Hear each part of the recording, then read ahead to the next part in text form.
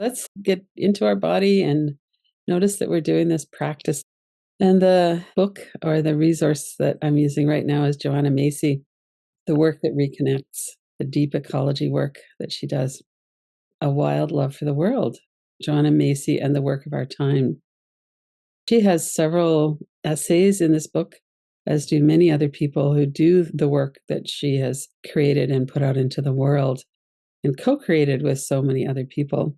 So it's an interesting little book. So the words on the screen here and the practices are, some of it is verbatim, like these quotes here, and some of it is inspired by her work and her. They put this book together when she was turning 90, and she's, I think, now 94 and still very active and still full of hope. I think that's a real example of someone who we could look up to. She really talks about despair, that when it's shared, it delivers us to a new connection, a new humanity, and that nobody can look at this world, and we're in serious trouble. There's no question about that. Social violence, economy, environmental, there's a lot of ways that this world is not working that well for most of us. And there's a lot of nervous system dysregulation, a lot of fear and despair. So she turned right to that. She's been working at this for many decades now. The 50s, I think, is when she really started. And she just keeps looking straight at it. So much of the time, we avoid feeling uncomfortable or feeling despair because we feel like it's going to overwhelm us. And if we are doing this on our own, it can for sure. And I know I have times too when I feel quite a heavy weight of this. What she's saying is that not only could we tolerate, but we could even welcome each other's feelings, even the intense feelings that we have when we share them. And in our Sunday group, we really know that no matter what the topic is, we hear other people sharing their experience and we share ours in this container where we're not going to be judged, where people are going to get it, where we're not the only one who feels this way. And so if we're not the only one who feels this way, then maybe there's not something quite so wrong about us. She goes way past that, though, and says if we could feel the earth acting through us, if we could experience being held by a power greater than our own, it would change everything. We would feel graced. In order to feel that, we would have to be connected with earth. And in the book, she talks about the Shambhala prophecy, which she was given by a Tibetan monk, a lama, who had escaped out of Tibet into northern India with the Dalai Lama. I put a few of those things on here because it feels like this is so relevant to us today.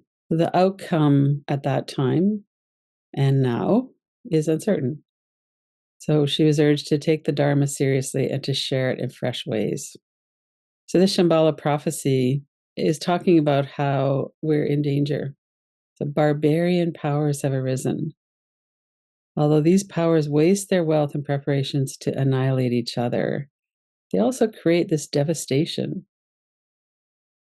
Climate change and pollution and all of the different things that people do when they're not connected with the world and when they don't have a sense of responsibility to each other. It says now it's the future of all beings hangs on the frailest of threads. And now we need to emerge into people who are taking this seriously and who can work both individually on our own and together. And I think this point is really crucial too, that we know we can do this because the weapons are manamaya, they're mind-made. When the weapons are made by the human mind, they can be unmade by the human mind. The dangers arise from our own choices, our habits, and relationships. So I think most of us could say with truth that I'm not directly responsible for what's happening in the world. No one here is in the 1%. No one here is manufacturing weapons. No one here is running a factory that's putting pollution into a lake or something. And we're also several billion of us on the planet. And all of these small impacts of our choices, our habits, our relationships, they make a difference. So part of it is the healing that we come here and we do together is that we're coming out of disconnection and into being able to see more clearly. We need compassion and we need wisdom. Compassion is not available to us if we're in a survival response of fight, flight, or freeze or fawn. That's a very important component of this, is that we really can't do anything until we're in nervous system regulation. So all of the things we do, we come to daily practice, we do breathing, we relax our body, we get into our body. Maybe it's yoga or Tai Chi or guided relaxation practices or rock climbing or whatever that might be. But we get into our body and we work with our breath. We stop signaling danger. We start breathing more smooth, continuous, diaphragmatic, instead of holding our breath. So, in order to access compassion or wisdom, we have to have a regulated nervous system. And once we do, once we're more regulated, then we can use compassion to move us. We care about other beings. We care about trees and the air and all of the things that aren't me. We care about other people to some extent, although other people can be harder to care about because often they're a source of danger. But one of the things that compassion does is it allows us to really be present to the suffering of the world. We have trouble being present with our own suffering. A lot of times people will come into this work a little bit, this somatic mindfulness where we're in our body, we're knowing the energy, the stored trauma, and it starts to release. But, it's hurt that's being released, it's stored trauma. So it takes some courage. And as we're doing this, especially we're doing it together, we develop that courage, we strengthen our courage. And as we are more able to look at the wisdom that naturally arises, then we can see what she calls the dependent co-arising of all things. Thich Nhat Hanh called that interbeing, that we're not separate. We are separate in a way. We each have our own physical body, we each have our own experiences, and we have so much in common as well. And we all interact with other beings, with each other.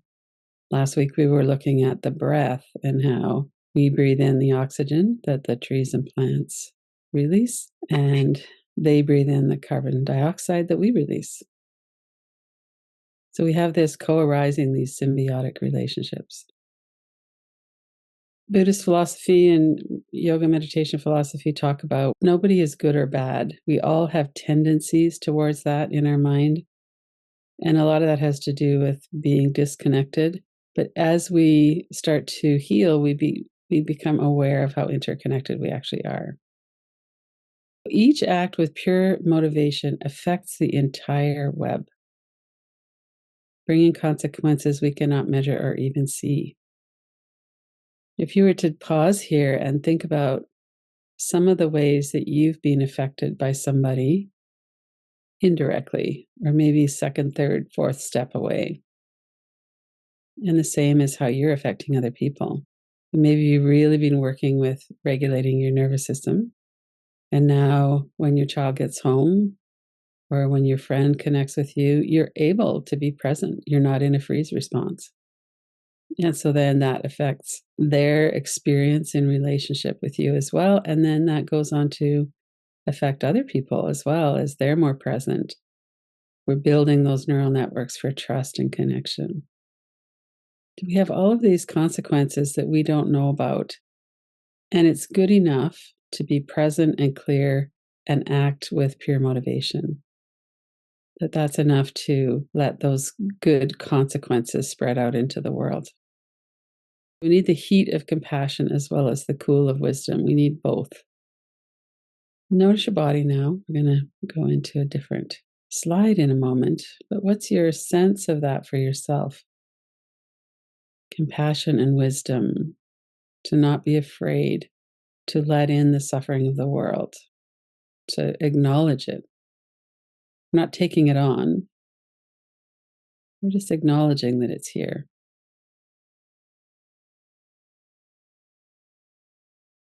And that we're connected enough to be able to see clearly, that we can be tolerant of the fact that we don't know for sure what's going to happen.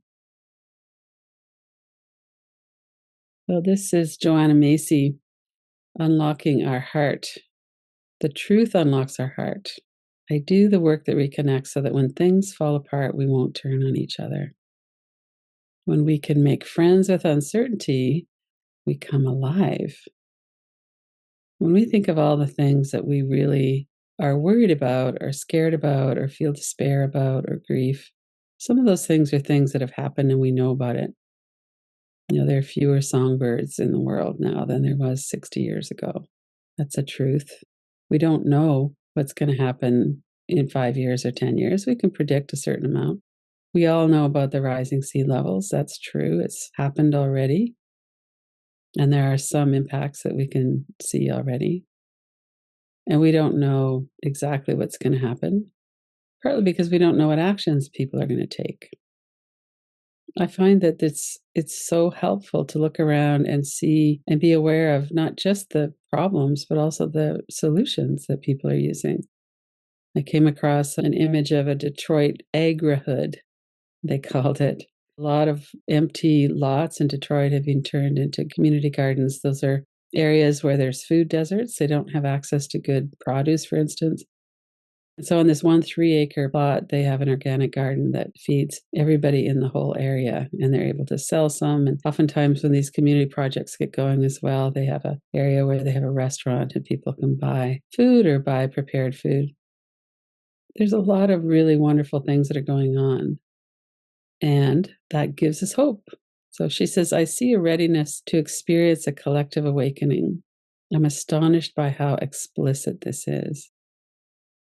It's a sense of wanting to belong to the earth, aching for reverence for the earth.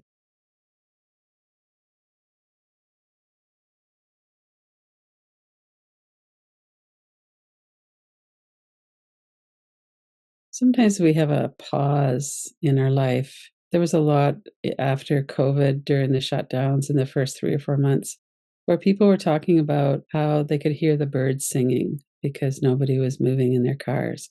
I think that was in China.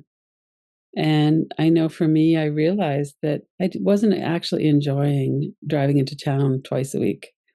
And I decided that going ahead, I wasn't going to do that. I was going to limit it to once a week or once every other week, maybe. Sometimes we need some kind of a pause just to look at our life and see how we could come into better connection, or how we could work together, how we could come out of that freeze. So let's do an inquiry for a few minutes. If you think of some times when somebody offered a small kindness to you, so someone who's offering kindness is probably someone who's in their body. They're looking around enough to notice that you're there. And let yourself feel that in your body. Let yourself see the images. Times when you experienced a kindness that someone gave to you.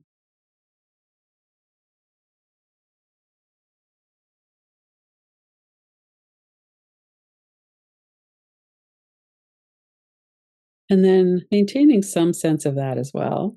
Bring to mind some time when you offloaded your frustration. Maybe they were frustrating you and they kind of deserved it in a way, but you weren't regulated. You went into a fight response and you offloaded something. How does that feel in your body? What happened in the relationship? Probably they backed up, or maybe they went into a fight response. Just notice that that happens too.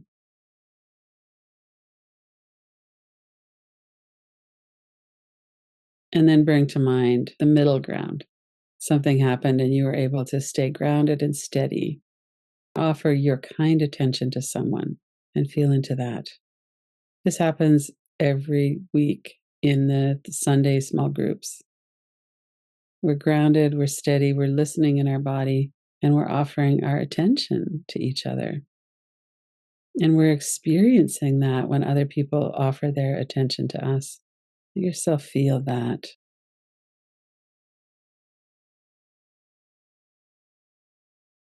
We're really talking about coming out of survival and having enough resources to be grounded. And that's a continuum. Nobody's perfectly grounded all the time. The stress and fear often make it really hard to be grounded. So we have to work at it for sure. Of all the things that happen to us in childhood and earlier in our adult life that affect this. And then we have whatever's going on right now. So let's work with this sentence of Joanna Macy's. I cultivate being kind, connected, and open hearted so that when things fall apart, I won't turn on people. Notice your breath. Notice what happens in your body as you're looking at this. Be kind and compassionate with yourself. This isn't the time to berate yourself for all the times when you did. It's a time to bring that inspiration into your heart. I cultivate being kind, connected, and open hearted. I don't want to turn on people. I don't want to turn on myself. I don't want to be disconnected. I want to really cultivate that kind, connected, open hearted.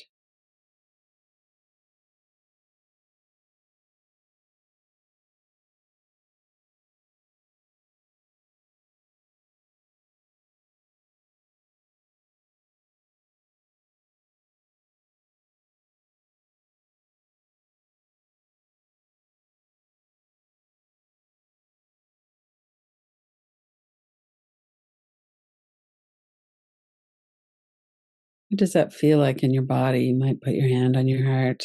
You might have a specific example coming to mind.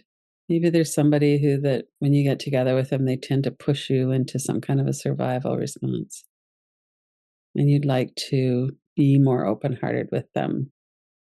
You could bring their face up to mind. You could bring a specific thing that you might be worried about. Maybe you're going to see them soon. And what could shift? How could you shift that so that you're more emotionally regulated and more able to feel that connection, that open heartedness? Or maybe it's a neutral. Maybe this person is not someone you're going to feel open hearted about, but you could be neutral and not turn on them.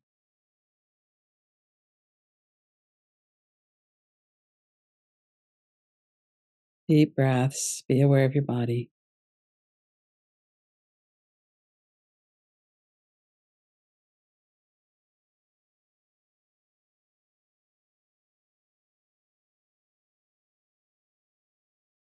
As we come to the end of that particular contemplation or that inquiry, really come back into regulation and into kindness for yourself. Nobody's kind all of the time, especially in our mind. We all have rude thoughts or impatient thoughts or frustration at times. And that's because we're being activated into something, some kind of a survival response going on. And we think about the climate crisis, that really puts us closer to the edge. The stress that most people feel right now, the anxiety, the difficulty of living in the world right now. If we go back to that excitement that Joanna brings, that this is a time when we can really honor the difficulties and also open to the possibilities of making big changes. So we can't do this alone. We can't change the world on our own. And we can definitely get together with other people and change it. So this is a time when it's not kind of business as usual. What we do really matters. That's something that we could appreciate, that we could savor. What we do right now really matters. And how does that feel inside?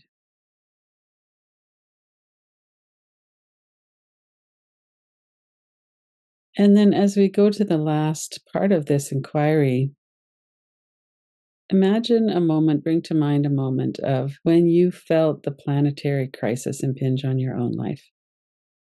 Could be 3 decades ago. It could be not the first time you felt that, but something recent.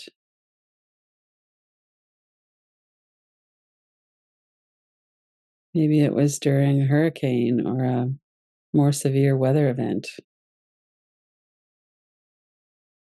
Maybe it's the cost of gas and you can't afford to drive to work anymore. Whatever that might be, just bring to mind a few different things and then kind of settle on one and feel into that for a moment.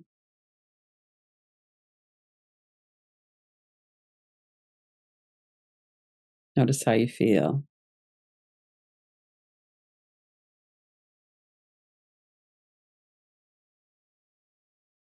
And coming back to that open hearted, kind connection, compassion, and wisdom. This is what we're being called to bring forward in this moment in our world.